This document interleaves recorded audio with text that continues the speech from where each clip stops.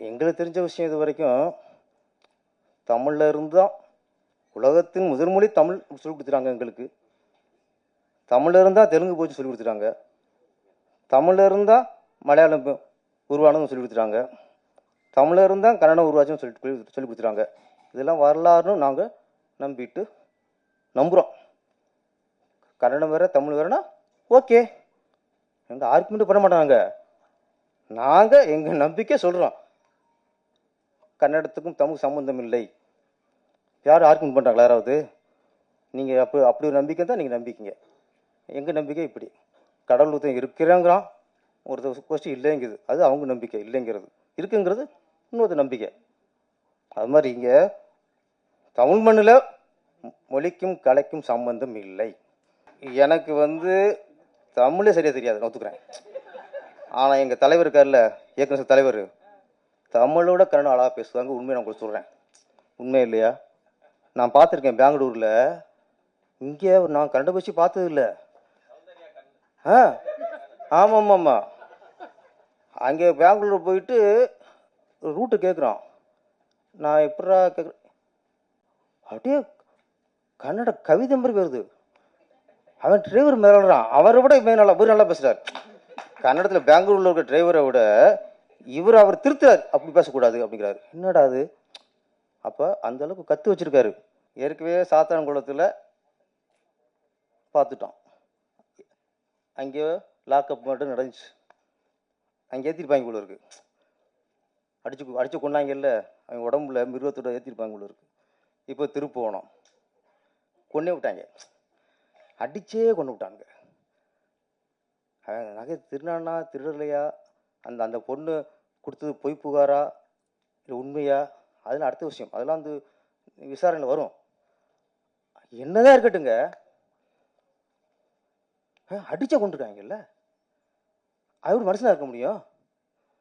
எப்படி மனுஷனா இருக்க முடியாம? அது மிருகங்கள். அந்த மிருகத்தில் போய் எப்படி மிருக அணுக்களை சேர்க்க முடியுமா?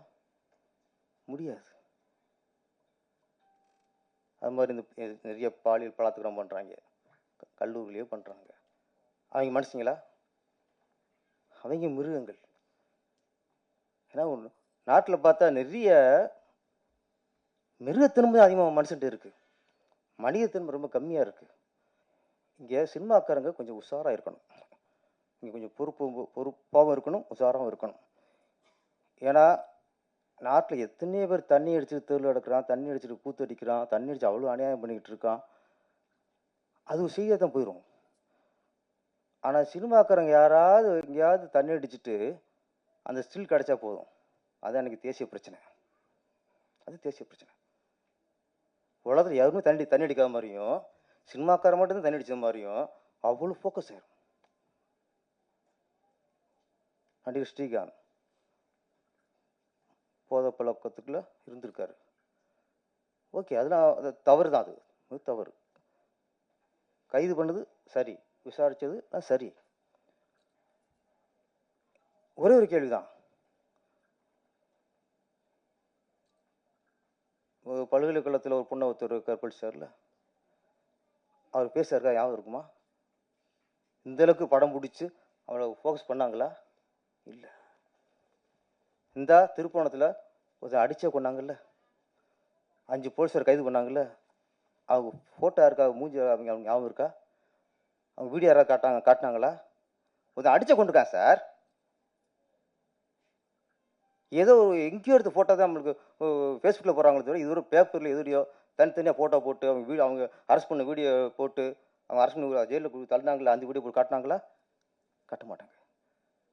ஆனால் ஒரு நடிகர் ஒரு போதை போதையில் இருந்திருக்காருன்னு ஒரே காரணத்துக்காக ஒரு தீவிரவாதி மாதிரி, ஒரு பயங்கரவாதி மாதிரி அவங்களுக்கு போய் அரெஸ்ட் பண்ணதில்லை. ஜீப்பில் ஏற்றுனதுலேருந்து, காரில் கொண்டு போகிறதுலேருந்து, அவ்வளவு நாட்டில் குண்டு வச்சு ஒரு 200-3000 பேரை கொன்னது மாதிரி ஒரு அவ்வளோ பில்டப். போதை பழக்கம் வேற எங்கேயுமே இல்லை. போதை வித்தான் பாருங்க, 2000 கோடிக்கு. அவங்க கூட சரியாக சில்லு வந்ததில்லை இது வரைக்கும். வித்தவன கூட சில்லு கூட வந்ததில்லை. நான் சினிமாக்காரர்கள்லாம் கொஞ்சம் நான் சொல்கிறேன், அதுக்கு நான் நியாயப்படுத்தலை. கொஞ்சம் உஷாராக இருக்கணும். நம்ம கொஞ்சம் உதாரணமாக இருக்கணும். நம்ம இந்த மாதிரி தப்பில் மாட்டினா நம்மளை தேச துரோகி மாதிரி காட்டிடுவாங்க, இந்த உலகம் காட்டிடும் சினிமாக்காரனை மட்டும். ஆனால் தேச துரோகம் பண்ணாலும் அப்படி காட்டாது.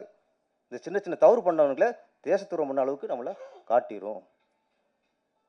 அதனால் சினிமாக்காரர்கள் நம்ம கொஞ்சம் கவனமாகவும் இருக்கணும். பிளே ஸ்டோர் மற்றும் ஆப் ஸ்டோரில் இருந்து பாலிமர் செயலியை QR கோடு மூலம் பதிவிறக்கம் செய்யுங்கள். செய்திகளை உடனுக்குடன் பெறுங்கள்.